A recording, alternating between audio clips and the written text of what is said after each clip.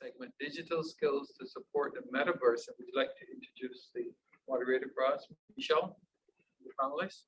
Thank you, Ashley. Now, this panel discussion will be moderated by Mr. Java Seeley, who is Barbados' CARICOM Youth Ambassador and entrepreneur. And the speakers for this panel session include Dr. Kim Mallalieu, Senior Lecturer of the University of the West Indies, St. Augustine Campus, Mr. Stuart Butler, who is the Course Director, School of Digital Technologies and Arts, Staffordshire University in the United Kingdom, and Kristie Powell, Technologist of the Bahamas. Welcome. Thank you so much, Michelle. Thank you so much, Mr. Secretary General. A blessed good afternoon to everyone. I think that the last conversation was a beautiful place with which to start because we're speaking about digital skills. And one of the principal skills is design, but let me not get too far ahead of myself. Like Michelle introduced me. Good afternoon, ladies and gentlemen. My name is Mr. Java Seeley. I am Barbados CARICOM Youth Ambassador, but what that doesn't say is how passionate I am about technology and how it is used for regional development. So ladies and gentlemen from across the world, I want to wish you a special hello. And I wish to welcome you to the third conversation of the Knowledge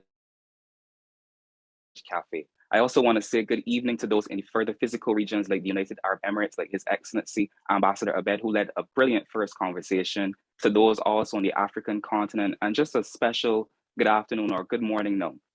I would argue that just by assembling in this virtual space on such a special occasion, we are one big step closer to experiencing the metaverse, and I think we largely realize. I want to equally congratulate the Caribbean Telecommunications Union and the government of Barbados for hosting such an event, because I believe it was Professor Prasad who would have mentioned just how far-sighted it is.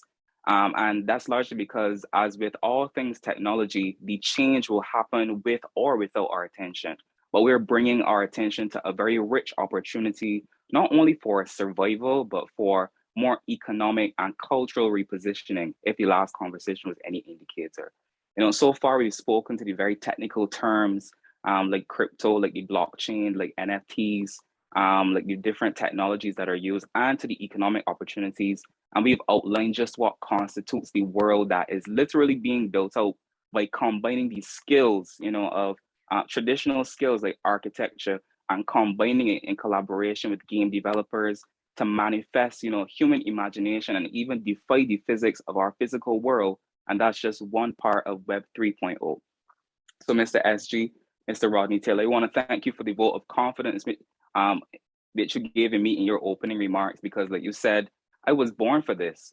Me and millions of others who are defined by, the generation bracket Gen Z, though, it is largely understood that, this is what we were born for.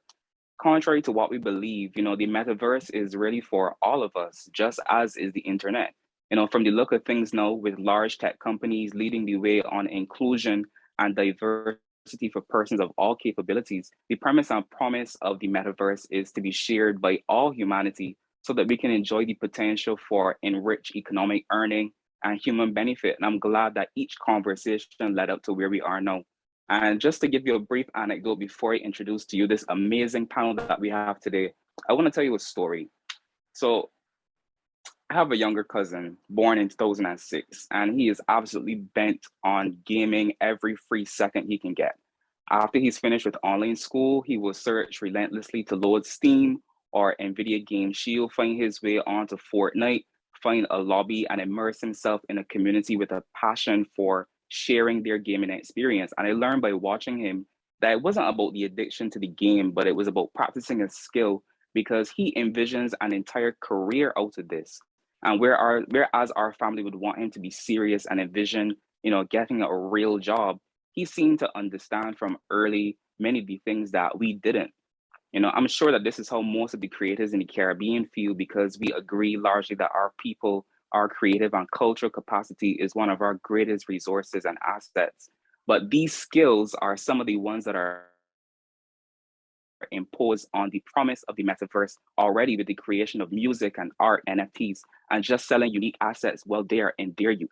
So while we may have wanted him to sharpen his skills in accounting, poetry, business, whatever, he sees them as irrelevant and is much more interested in computer science, in coding, in game and app development, and specifically game architecture. And he's 15. And his point of view gives us all a glimpse into what the metaverse will be as our hardware and bandwidth catch up to what is, to our software ambitions, but largely the skills that are involved in not only being passionate consumers, as was mentioned before, but equal partners in the creation of a world that the online world can benefit from. So today, under our special theme, we're here to explore those same skills, given that context, that are needed for the Caribbean to position itself to take advantage of the same opportunities, identified in the conversation before, moderated by a lady to whom I am referred as her number one, none other than Dr. Annalie Babb, and how this might impact regional academic institutions in the short to long term. So we have with us the perfect panel for such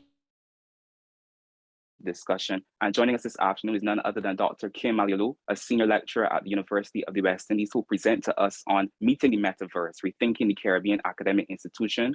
We'll also be joined by Mr. Stuart Butler, the course director from the School of Digital Technologies and Arts at Staffordshire University over in the UK, who will present to us on the transferability of games development skill sets for the growing opportunities building the metaverse. And finally, by a young technologist, Ms. Kristie Powell, who will be giving us a presentation. So each presenter will speak on the broad theme of digital skills to support the metaverse with their own presentation. And we only have an hour here today, Mr. SG. You heard the repeated calls for us to have more spaces. So today I would ask that each presenter, use 15 minutes only so that we can have an extra 15 minutes to really discuss this in greater detail. Thank you so much, Dr. Mallalieu. The floor is now up to you.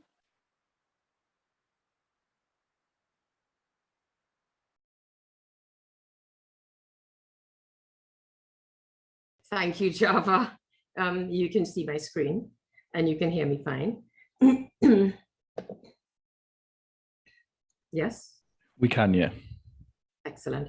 So thank you very much for the opportunity to share some some preliminary thoughts. Meeting the Metaverse, Rethinking the Caribbean Academic Institution. So I want to use the very few minutes that I do have to chat a little bit about the flows from the metaverse into Caribbean academic institutions, but also the flows out of Caribbean academic institutions to the metaverse.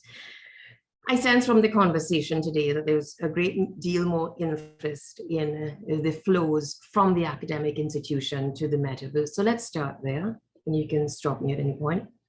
So, of course, what we will deliver to the metaverse as Caribbean academic institutions is a bundle of knowledge, skills, attitudes, and also products. And I dare say that these are pretty much an extension of existing programs. Though they may look different, though they may sound different, much of the foundations for the metaverse, the knowledge, skills, attitudes, and products for the metaverse are grounded in existing programs that are at our academic institutions. You've heard a lot about the metaverse, and you'll understand from all that you've heard today that the worlds and experiences that comprise the metaverse require the making of assets by creators, a whole range of creators, the attracting, engaging, and helping within this metaverse, and that is all to do with community building. Of course, the designing, as Java has mentioned, the organizing of experiences, which require a whole range of builders. Game designers, yes, but much more than game designers, much more than game designers, I would say, Java. The opportunities to explore, learn, and enhance, and this requires a whole host of participants to play and earn, to customize, and much more. To connect the physical and the virtual world, this will require bridgers of all types, cartographers, historians, digital twin implementers, naturalists, data providers, analysts, public health and safety experts, spatial mappers, and more and more. Not only that, but the development of real-time content by whom? By a set of performers, a whole plethora of performers, actors, musicians, guides, streamers, etc., etc. So when we think of the skills, the knowledge and attitudes, not just skills, but knowledge and attitudes that accompany the skills for the metaverse, we must think of this in terms of a number of existing and expanded buckets that cross these areas. Annalie mentioned today her 6 layers, I believe, of access. And I put to you that we can use John Radoff's formulation of the 7 layers of the metaverse to understand the different parts of this universe that go into building the whole thing. So several times today has been made of infrastructure that enables the metaverse. For example, 5G, Wi-Fi, 6G, cloud, etc., etc. Infrastructure. A lot of the work that I do is at this layer, this base layer, infrastructure. On top of that, of course, there's a human interface in mobile, smart glasses, wearables, haptics, gestures, voice, neural networks, all of this, neural systems, all of this in turn spawning a whole set of skills required. Much of these skills, knowledge, products are actively being developed not only around the world, but there's quite a bit of activity in the Caribbean. Decentralization, of course, as you know, is central to the metaverse, and this calls for edge computing, AI agents, microservices, blockchain.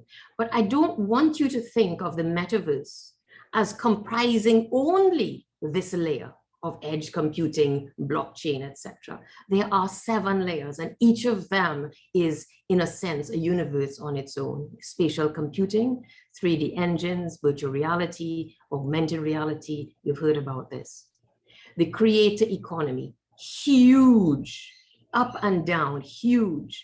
Vertical and horizontal value chains within the creator economy. Design tools of all sorts, design methodologies, designers, asset markets, workflows, commerce. Discovery is a whole universe of its own. And this is enabled by a network of persons, of humans who create ads, encourage social enterprises and activity, curate content, rate, build stores, agents, etc. And then the experience. This experience that is brought to you through a number of channels, games, esports, shopping, etc.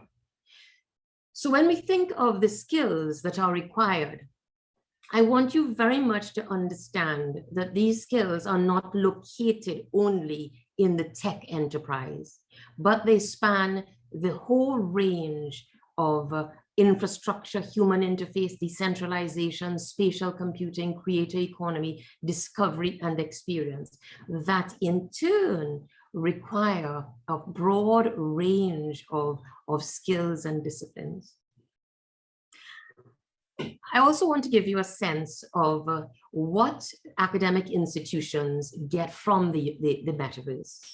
Here, for example, I teach communications at the university, and I would love to bring my students into remote areas where they can understand the nuances of the topography, the morphology of hard to reach areas so that they can come up with innovative and effective solutions to serve the underserved with context-appropriate telecommunications. It's not always that I can grab my whole cohort and take them up the mountains, for example, to Rincon.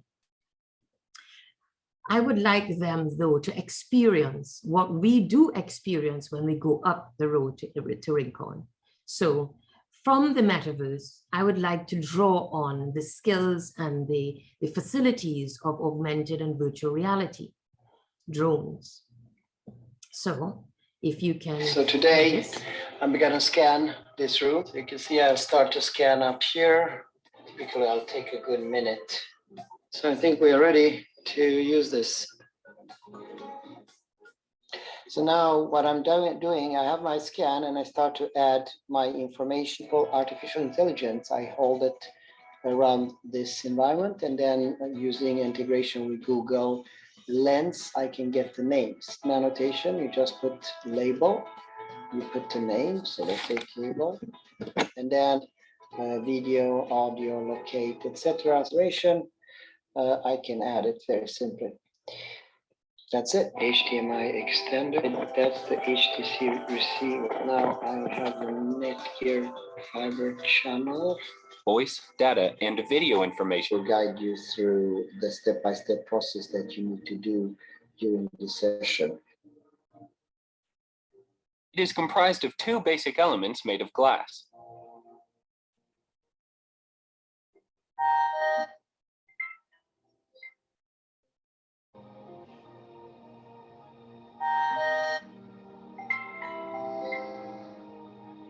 I'll help you to install extender. As you can see here, the cable connections that you have to have in mind. One here, you have the blue one that goes in the second outlet and the black.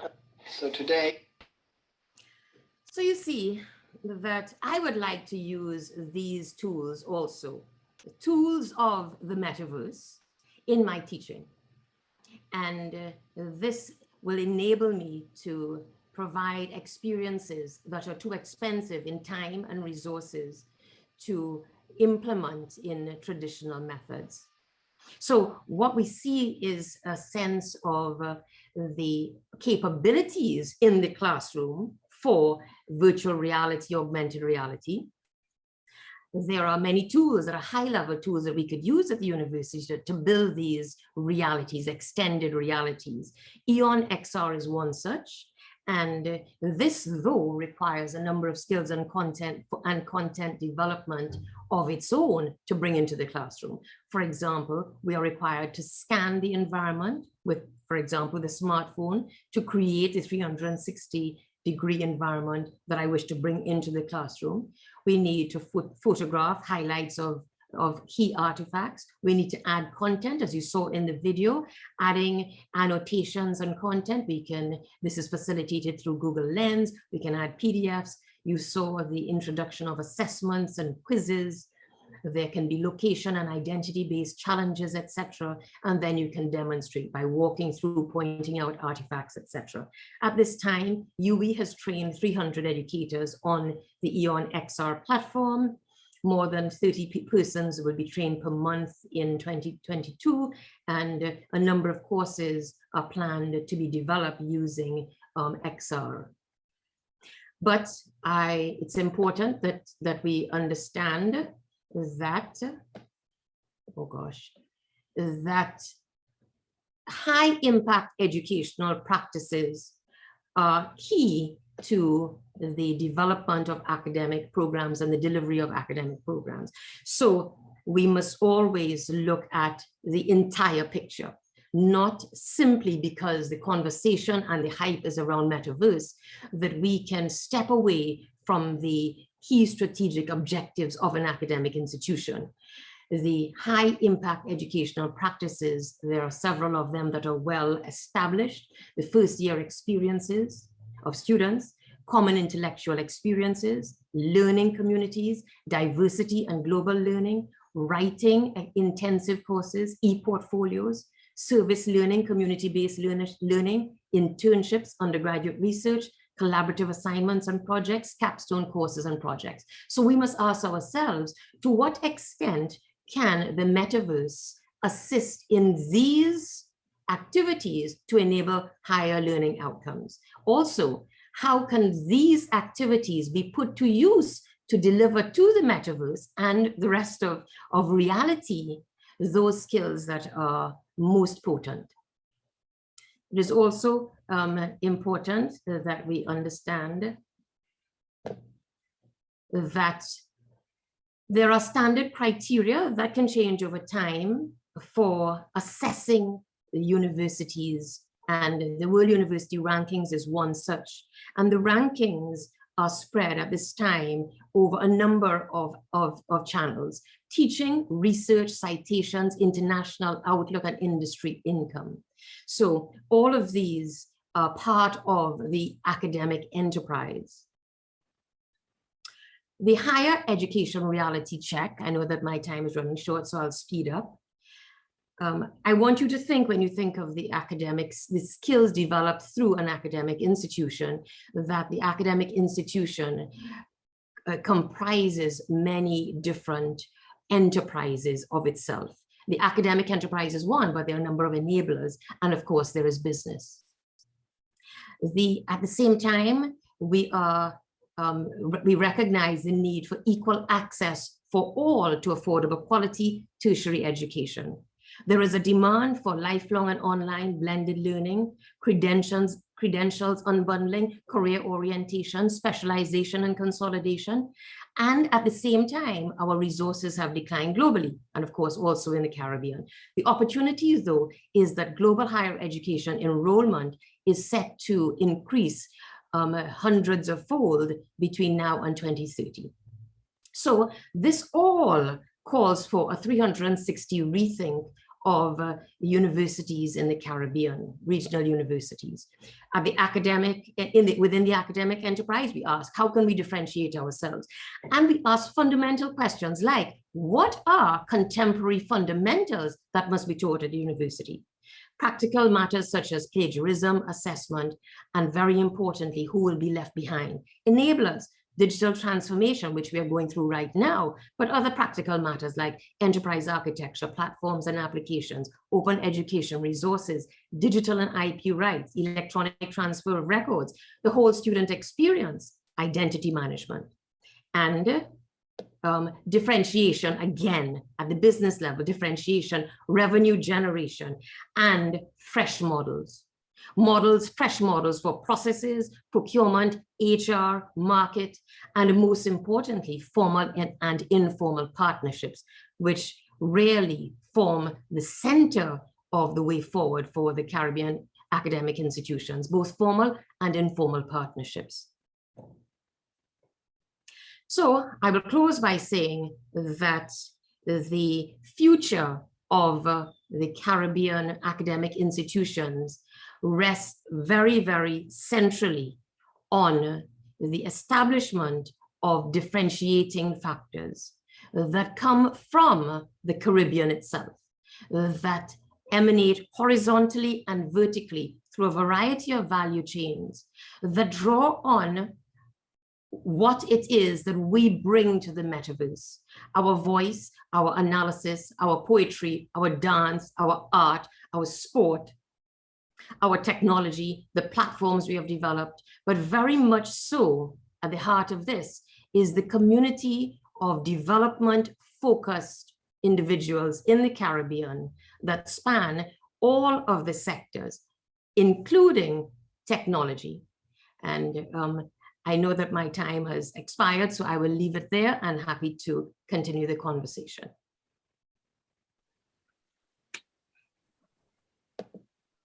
Thank you very, very, very kindly, Dr. Mallalieu. I think that was really in essence a representation of, I believe, the Caribbean academic history. It was very dense in its, composition. It was very skillfully delivered. And I think that means that it gives me a lot of hope as a proud graduate of the UW-IKFIL campus. And therefore, I want to use this time to transition to hear from Mr. Stuart Butler. And Stuart, I want to give the floor to you to present now on the transferability of games development skill sets for the growing opportunities building out the metaverse. The floor is all yours, Stuart. Awesome. Thank you very much, Java. Thank you very much. And yeah, I must say it was fascinating to hear. As always, being the second person to speak is always risky when you've got graphics and slides. So one or two might look a bit familiar, so I'll just share my screen now. So just bear with me. It should be that one. Hopefully that's visible for everybody. Awesome. Yeah. So I was asked to kind of give a perspective on skills development and the sort of skills that would be beneficial for university students and young people generally to work in towards building the metaverse, and what skills in, say, 5 years' time might look like. And my current kind of feeling about this is very much focused on what we currently do here and how the skills that we are currently teaching in our games development courses are setting our students into a good place potentially to feed into the growing opportunities that the metaverse offers. And from there, so I wanted to start by just outlining what job roles are already predefined as games industry. And I decided to hunt initially on what the internet believes that to be. And Indeed.com, which ran a fairly interesting article on the 7 key roles of the games industry, listed those on the left there. So design, art, sound engineering, programming, level designers, testers, and games producers. And one thing that I thought was oddly missed was the other side of that, which is the interaction with users. And so I also added a few key ones there, which are things like animators, broadcasters, creators, event managers, promoters, and researchers. Now, I think it's the next slide that will look familiar. No, it's not the next one, actually, it's the one after. Before I go on to linking back to what has already been mentioned, actually, I wanted to bring up a study that was conducted in 2020. It's actually from research from 2017 to 18 by Burning Glass and Epic Games, which was looking globally at the demand for real-time 3D skills and how technology and the technological requirement for interactive media has grown exponentially over time. And some of the headline points here are made on the right-hand side is the increase of open job roles that are looking for 3D graphics skills. Now, this is just looking purely at real-time 3D skills. No consideration for the metaverse or gaming specifically, but just real-time 3D skills, because that's ultimately what we're working towards. This graphic should look familiar from the previous speaker. What I wanted to do with this, and the reason why I've included this, and actually it's very helpful, Kim, that you brought this up.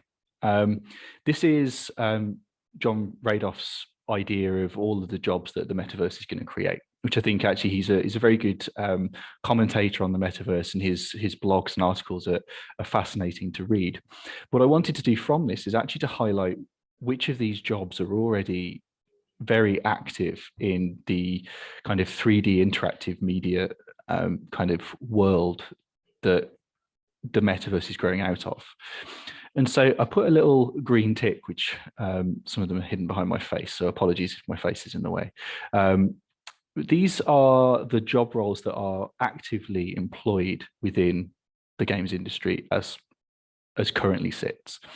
So probably a few more of these at a stretch you could branch out to, but some of these key roles like artists, modelers, writers, designers, character artists, videographers, these are already key skills that are being taught across the world at academic institutions for students wanting to become games developers or even just interactive 3D media developers. So that could be looking at film, it could be looking at VR and AR applications, it could be architectural visualization, any of those kind of real-time 3D applications, these skills are already there. So this isn't a case of the new magical metaverse comes along and we need a whole new set of jobs. We've got the skills already, we just need to re-angle them slightly. I also included on the left-hand side a small asterisk against performers. Performers currently feed into games development in a much smaller context than they will do, or the prediction is for the metaverse. So performers at the moment feed into part of the creation process, but not the real-time delivery.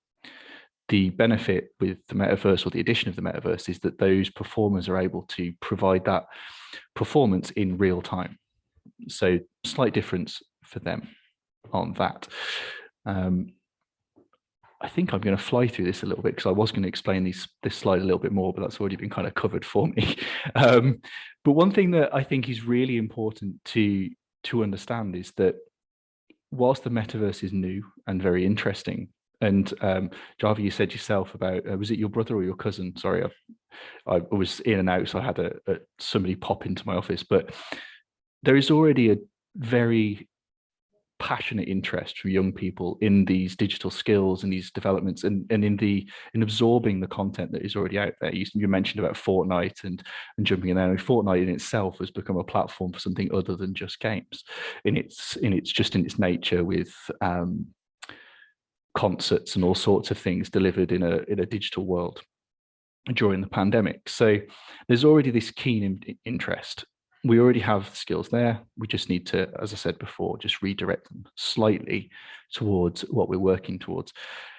A few things I would point out about this: I find digital twin implementers to be a slightly ambitious statement, because that could be digital twin as in scanning of spaces like we've seen already. It could also be digital twin as in a character model. So there's a few things around some of these claims I think fit into multiple areas, but like I say, the skills are kind of already there. So the question that I was asked when I kind of spoke to the CTU a couple of days ago was, how can we prepare young people for building the metaverse? And I believe at this point that's a really difficult question to answer. And the only reason I say it's very difficult is I can't honestly say, and I'm not sure anybody can, what the metaverse is going to be in 5 years. If someone was to start a university degree course this September in the metaverse, I don't feel we could be 100% sure what in 3 years' time the metaverse is going to look like, because it is moving so incredibly quickly. But what I am, I'd say I'm very confident about, is that we are going to be providing real-time interactive 3D experiences. So if we focus on those skills and have those skills in place, add that awareness of the metaverse and an adapting awareness of the metaverse, and that's the important thing, is that we don't state what it is now and assume that's what it's always going to be. We make sure that we are dynamic and we understand that skills are going to change. As technology moves on, we need new differences. Virtual reality, augmented reality has already made us change how we look at interactability within 3D applications.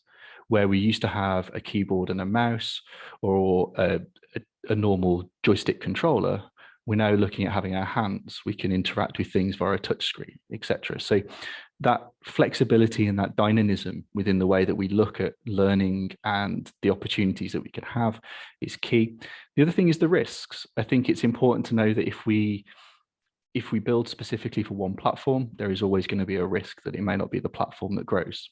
So an awareness of what the metaverse brings, both positive and negative, is key. But if we provide graduates with the skills to contribute to any interactive 3D media, my belief is they'll have the skills to be able to build the metaverse, or help to build the metaverse and expand it, progress it, and provide the experiences that your family are already so excited about, and the children everywhere.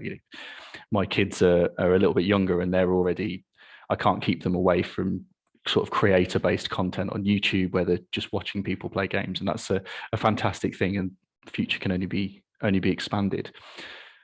But as I said before, I don't feel confident enough to tell you exactly what the metaverse is going to be in 3 years' time, let alone 5, 10, 15. So the exact skills, I think we have to be dynamic. But if we aim for interactive real-time 3D experiences and those core skills to create those, I think we set ourselves in good stead worldwide.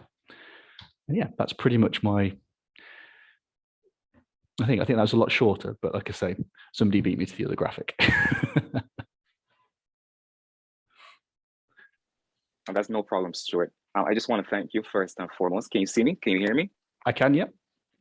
Okay, perfect. No, it wasn't, but I mean, though it was short, I think it was short and sweet. Like you said, Dr. Mallalieu really did delve deeply into the potential implications of the metaverse, beyond, or rather, I should say, beneath the layer of experience. There really is so much potential. And, we speak it in terms, we speak in very, to all of our participants, we speak in very idealistic, we speak in sometimes technical terms, but it really takes a while to grasp, I would use the word, the bigness, the largesse of the potential for the metaverse, not only for experience, but how we can use experience to enrich already existing experiences, especially the academic, traditions that have gone before, not only the traditional, I would say source markets like Europe, but especially in the Caribbean.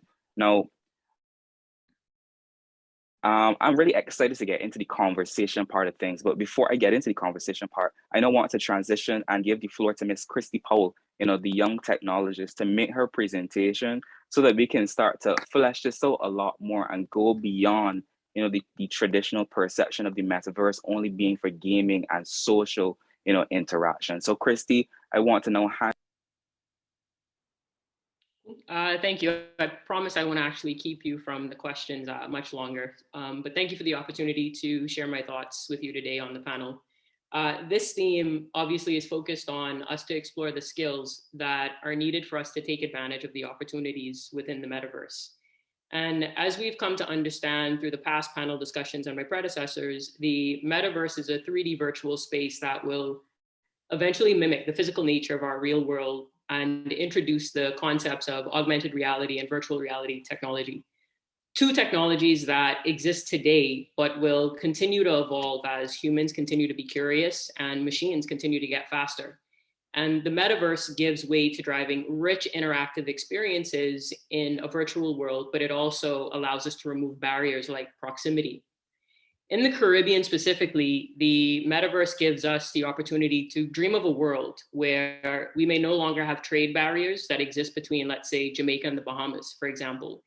It can be argued that the metaverse will continue to be treated like a wholly new territory on its own. It will allow businesses from Trinidad or Antigua to participate in a singular market economy. And that's a topic that's been heatedly debated, I would say, for years in this part of the region. The impact of real world borders, treaties, and sanctions on the metaverse remains to be seen, but at its core, businesses will be able to trade freely without geographic constraints, and there's power in that. Due to the pandemic, from an educational context, both teachers and students have reached a new level of understanding in dealing with technology because they were ultimately forced to. And the metaverse, because we're an archipelago of islands, we can stand to gain from this technology. In a lot of remote islands, especially in the Bahamas, we can't always afford to send a specialized physics teacher for a handful of students to an island where the population may, probably only be approximately 50. But those students with the right level of access to technology can join a class in the capital. I propose that we quickly check with the government and students on how much they know about the metaverse. But during this adoption, we'll need to continue to be mindful of the digital divide. The divide refers to the existing economic and social inequalities that impact our access and ability to leverage modern information and technology. We will need to insist that those who need the access will have the access to ensure that they don't continue to fall further and further behind. The talent pool for emerging technologies such as artificial intelligence, machine learning, the Internet of Things, augmented reality, and virtual reality will continue to fall short in filling the global demand. CIOs and CTOs in both the public and private sectors frequently lament about the dearth in tech talent when discussing the challenges to their digital transformation efforts. For us to truly take advantage of the metaverse in the Caribbean with this new paradigm, we need to focus on the technology stack at its core. That means network engineers. How will we ensure that our networks are stable enough throughout the islands and strong enough for us to even participate in the metaverse? Software developers, are we producing enough software developers to be inventors of this new technology?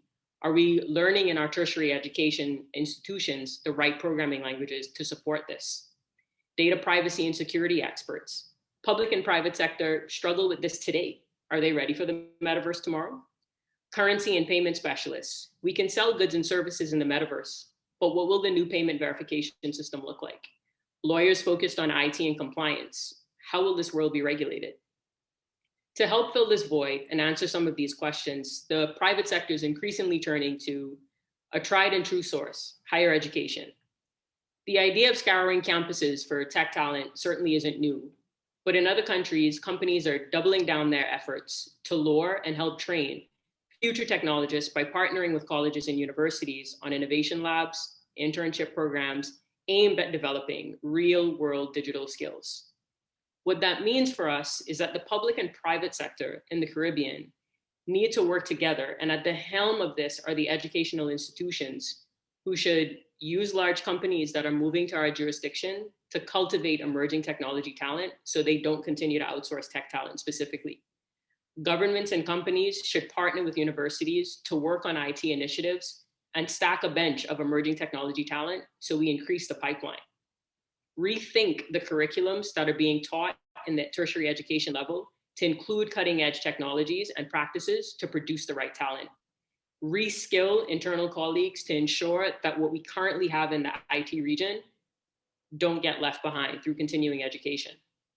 Ultimately, we will need the technology skills that we employ today at all levels to help us navigate our way through the metaverse tomorrow. So, Mr. Seeley, we can open the floor to questions at this point. Well, thank you very, very, very much, Ms. Powell. I think that was a really, I keep using the word rich, but I really can't find a better word to describe the type of conversation that we're having. And, you know, beyond, so you've outlined so much specifically regarding, you know, young talent and the skills that are needed from young people.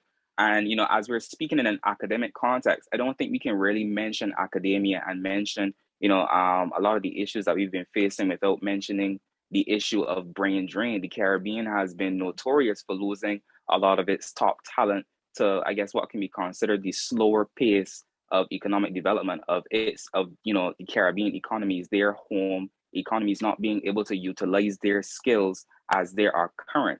So I want to open the floor now first to all of the panelists, particularly with Dr. Mallalieu, and asks, what should we engage first to take advantage of the foresight of the metaverse? Before you answer, Ambassador Abed mentioned in the first conversation that we should begin with the learning campaign.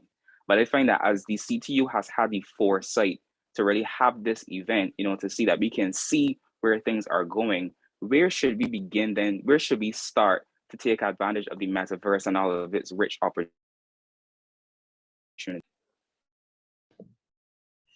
Right, thanks, Java. Yeah, so if you ask me, as you did, where to start, I would say to start by having a forum amongst Caribbean-minded folk, which is to say Caribbean folk and folk with the Caribbean at heart, about what do you bring to the table? And that's where I would start. What do you bring to the table? We understand the metaverse is the next generation of the internet, and it is I think it is a natural progression in time. What we need is a broad set of knowledge, skills, attitudes, and products. And these require a rich ecosystem, to use your word rich, ecosystem of actors, both horizontal and vertical. The first step is to bring to the table all of these Caribbean-minded agents from all sectors to have a conversation. What do I bring to the table? Back over to you, Java. Thank you. Before I even add, Stuart, I'd like to get your opinion followed by. Sorry, you cut out unfortunately for me then. I didn't quite catch that.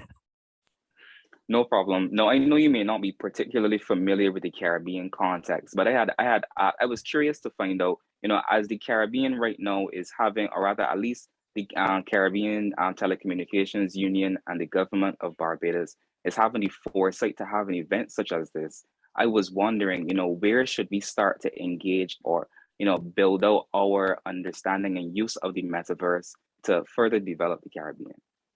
Yeah, I think the initial comments from Dr. Mallalieu are really pertinent, really, that you need to understand what you already have and what is already there. And then it's understanding about what the shortcomings are. So what don't you have, and when you don't have something, one of the easiest methods to achieve it is to educate. So finding a method in which the skill shortages or the sort of progress, whatever it is that's stopping that potential growth in that area, and find a way to bring that into an education setting to bring young people through. You mentioned yourself about the passion that young people have for these sorts of experiences. if you can find those passionate people and give them the skills to produce it, you are going to find some amazing talent that can drive not only the metaverse, but regionally your successes. And I think for me, one of the things I enjoy most about my job is finding intensely passionate people who make amazing things from relatively mundane things that we show them, because we have to show them things at a level that are kind of absorbable and understanding, and something that is, we can't show top level stuff straight away. We can't show the most difficult task. We can't show the full solution every time, because you need to learn, you need to get there. But then they produce these amazing artifacts out of the end of our courses or modules, or even just a session. And for me, that is where you need to not miss out on, is that there is so much passion coming through that of people that have grown up. The term digital native gets thrown around for people, say maybe 15, 20 years younger than me.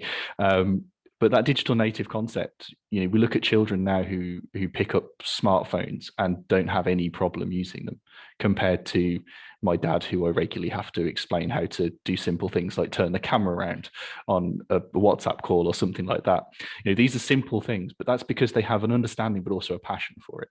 If you tap into that wealth of experience and interest that's already there in young people, I think you can grow you can fix the shortcomings that you might have for your existing infrastructure and skills.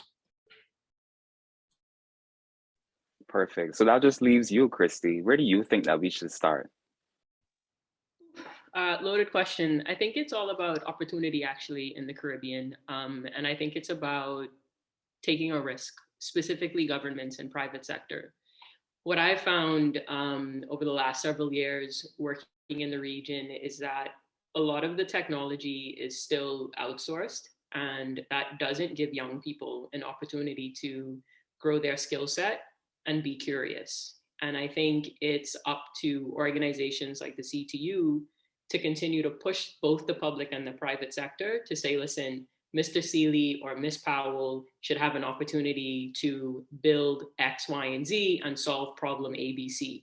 And when they don't give us the opportunity to actually solve those problems, they're doing us a disservice by continuing to outsource. All I can say is that this is all very curious and very interesting. And one of the things, Stuart mentioned that the word digital native is thrown around a lot. And I mentioned in my in my introduction, that the metaverse is really going to be for all of us. And I say that for a reason that will become a lot clearer later. But before I take questions from the audience, who must have burning questions, I think we have the perfect panel for such a discussion as this. And therefore, I'd like to ask if any of the panelists have questions for each other.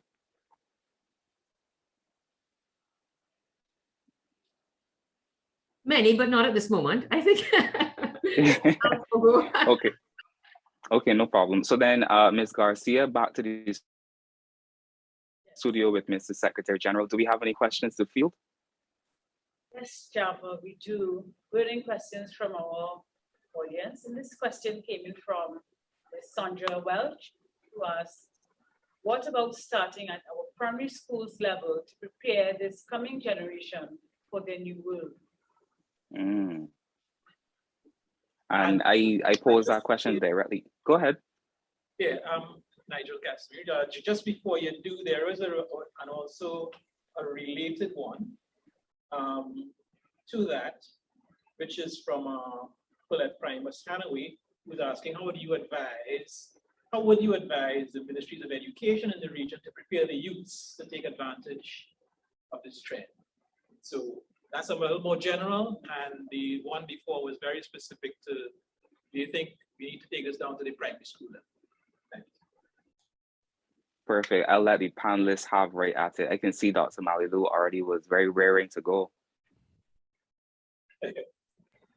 Yeah, I would say just very quickly that absolutely this has to start, I would say preschool. It has to start preschool, and it starts with a decision. Philosophically, what is the most important thing for us in the Caribbean? Is it that we want our students to be able to ace exams and therefore build an educational system backwards from that, starting at preschool, where they can pass exams and excel at exams? Or is it that we want to create a creative society where students are willing and able to fail, where students are eager to explore things that they've never seen or heard of before, and produce things that are meaningful or not. And that is the question we have to ask. What is it that we want? And then we work backwards, all the way back to preschool.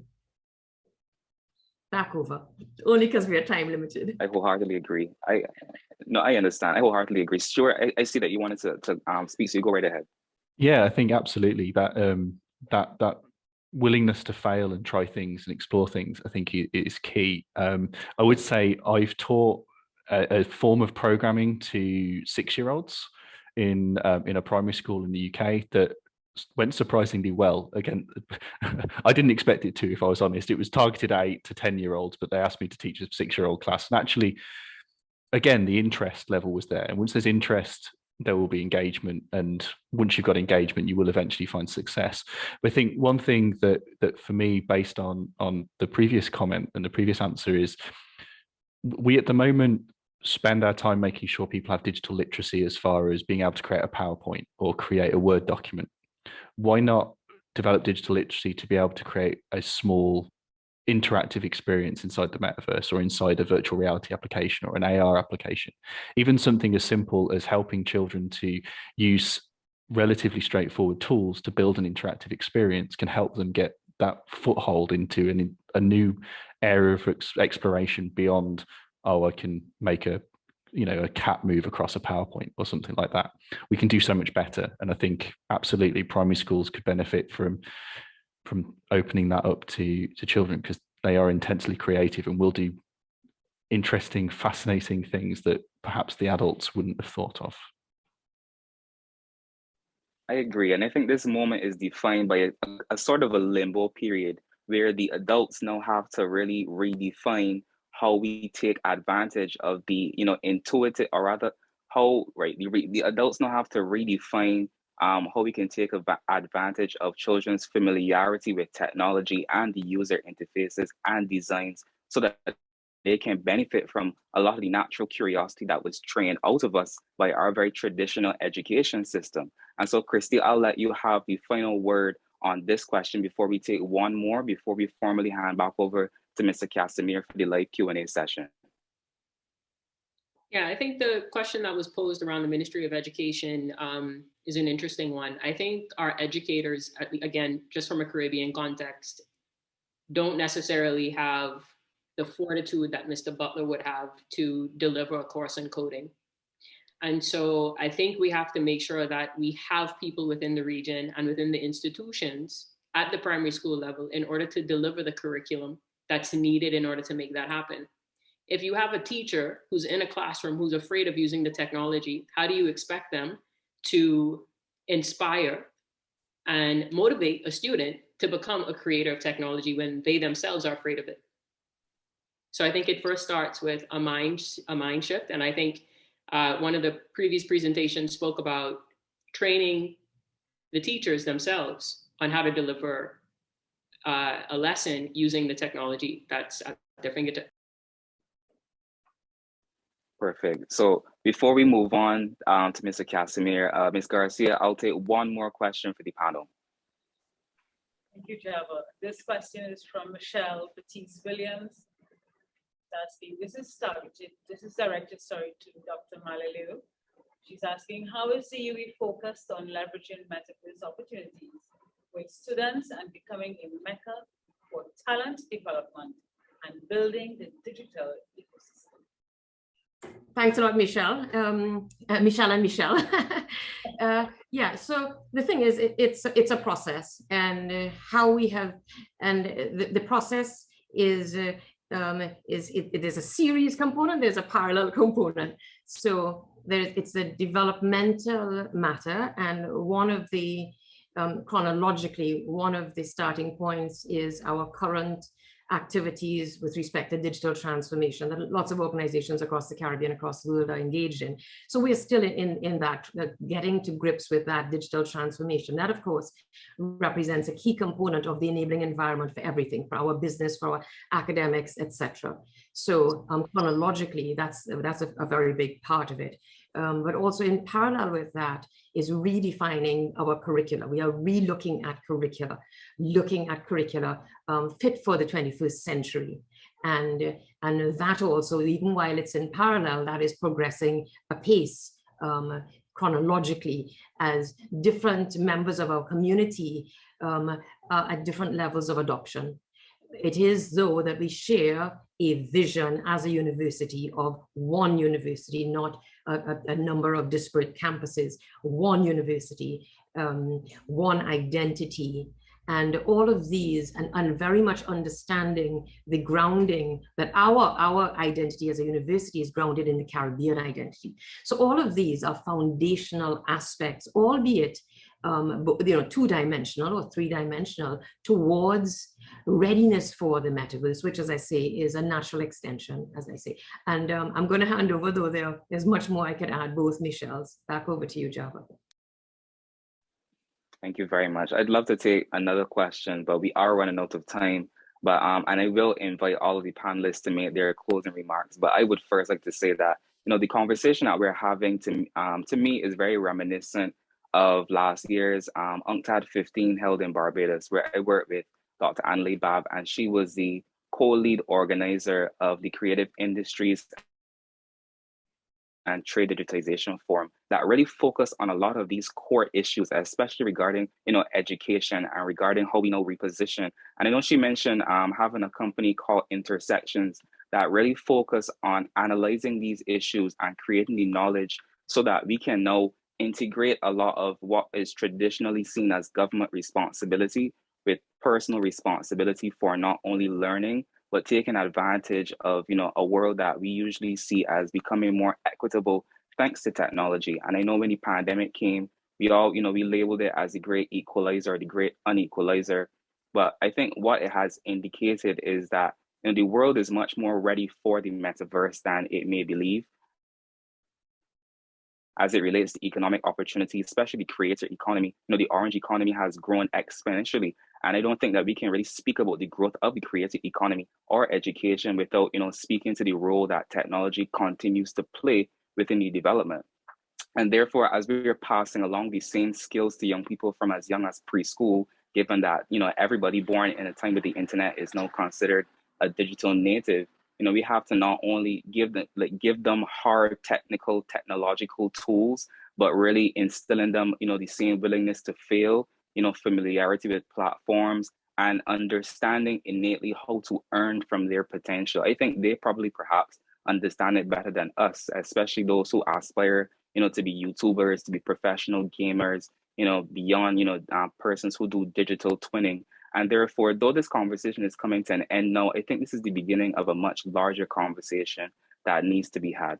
And therefore, I now want to open the floor to all of our panelists in the order in which they spoke to give their closing remarks. Thank you, Java. I think that puts me first, only in that sense. I would like to make two remarks, if that's okay. One is I would urge everyone to recognize that these digital literacies and digital skills need to rest on a bed of traditional literacies and skills. And I would be heartbroken to see that we would attempt to replace those traditions with this new layer. They have to work together. I want people to be literate. I want our people to be able to speak and to think and to develop logical arguments as human beings. My second comment for closing is a challenge to the Caribbean Telecommunications Union to convene a meeting of all, to bring to the table what you are willing to give and what you need. Very simple. Here's what I have and here's what I need. Stakeholders from every walks of life that have an interest in Caribbean development. And that's it for me. Thank you very much for the opportunity. Java, back to you. Stuart, that means you're next. Yeah, I think for me, I just want to say thank you to everybody. As you mentioned, I don't have perhaps the same awareness of the Caribbean sort of setup as many of the other speakers, and I've found the parts of today I've managed to join to be fascinating to listen to, and just extend an offer of assistance if anybody would like the input from myself or folks here at Staffordshire University to help growth or to help support teachers to develop, you know, the skills in primary schools to feel the affinity or the comfort to encourage children to explore these areas. Yeah, the door's always open for that conversation if I can help. Thank you. Thank you, Stuart. Kristie, that's all at you. I think the only thing I would add is continue to encourage our youth to be curious and continue to support them throughout whatever it is that they want to do, specifically as it relates to innovation, but legitimately just continue to encourage them to be curious. Thank you. And that brings us to the end of theme 3, or conversation 3 of the Knowledge Cafe. Ladies and gentlemen, I want to thank you all, to my perfect panelists, as I label them. Thank you for making this conversation what it was. Thank you for beginning the conversation that we're going to continue to have, all thanks to the Caribbean Telecommunications Union, the government of Barbados, CARICOM, and all of the other very important stakeholders. So as we are out of time, I'd now like to hand you over to Mr. Nigel Cassimire, the Deputy Secretary General of the Caribbean Telecommunications Union, as well as Michelle Garcia, for the interactive open Q&A and end of webinar. I have been your moderator, Mr. Javasili, Barbados CARICOM Youth Ambassador, and the pleasure has been all mine. Thank you for the invitation. Have a great afternoon, everyone. Thank you, Java. Nigel, over to you. Thank you, Michelle. Java, thanks a lot, and many thanks as well to the panel. I think we had a couple of specific comments coming out of there, one of which related to Dr. Mallalieu's hope or suggestion or urge that the education on the metaverse and all these digital skills rest on a bed of more general education and skills. That, in fact, was also a comment coming from one of our viewers, basically asking, continuing the process of educating our children in history, geography, maths, English, science, and all of the traditional subjects, and also convincing them that this is the bedrock on which their future would depend, and even as we talk about success in the metaverse. We also heard about, or there were suggestions that we need to go back to preschool and primary school, and we'll definitely have to be looking at how do we develop the appropriate curriculum for those types of interventions as we go into this brave new world of the metaverse. One thing while we focus very much on the education segment here, we also had some comments coming in about interventions in other sectors of the economy. And of course, we're in the Caribbean here. They were asking about like the tourism sector and so on. And there were other questions that came in a bit late for the previous panels, but it's certainly what data that we will take forward as a CTU as we progress our education and adoption of the metaverse going forward. The program anticipated an interactive Q&A. I don't know if we had any other questions coming that we need to address at present, or find some way to note and take forward. Right, so we'll have your questions here on the platform. And respond via the Q&A panel. Right, and we respond via the Q&A panel. So at this point, then, it just remains for me to bring to a close this initial webinar hosted by the CTU and the government of Barbados on traversing the metaverse. As the Secretary General Rodney Taylor mentioned earlier, this is our initial intervention in this. And what we've sought to do today is more or less cover a scope of work, as it were. So it's like three webinars in one. We looked at different themes, and the information we get from him would guide us in going forward as we delve deeper into the specific key themes as might be required to have success for the Caribbean in developing the appropriate policies and taking the appropriate actions to drive our success in the Metaverse. I would ask that you look forward to our further interventions from the CTU. Dr. Mallalieu has suggested a particular way forward that we can consider and take on board. But the success of these things all comes from focused attention. And we will be examining the feedback that we got from our session today. Identify what are the areas that we think are of highest priority, what are the areas that maybe we did not address in today's session that maybe we need to bring forward for more focused attention, early attention. So just on behalf of the CTU, I would like to thank all our presenters today, moderators and panelists. In the definition section, His Excellency Gabriel Abed, Ambassador of Barbados to the UAE, and Messrs.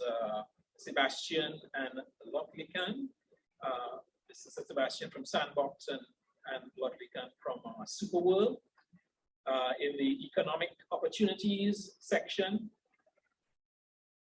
we had Mr. Vladimir Radonovich from Diplo in Geneva, the moderator, Dr. Annalie Bab, Mr. Lester Garcia of Meta, Professor Avinash Prasad of the CARICOM Commission on the Economy, and Mr. Alan M. Taj of Computer Scientists of Barbados.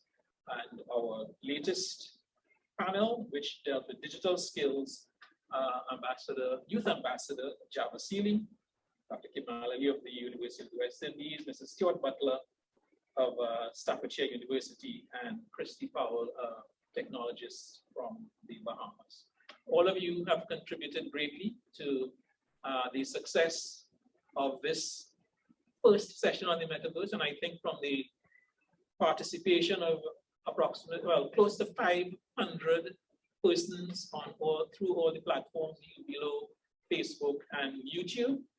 I think the interest, it is clear, the level of interest that there is in this topic going forward, and it will remain on the agenda and the action plans of the CTU in the near and ongoing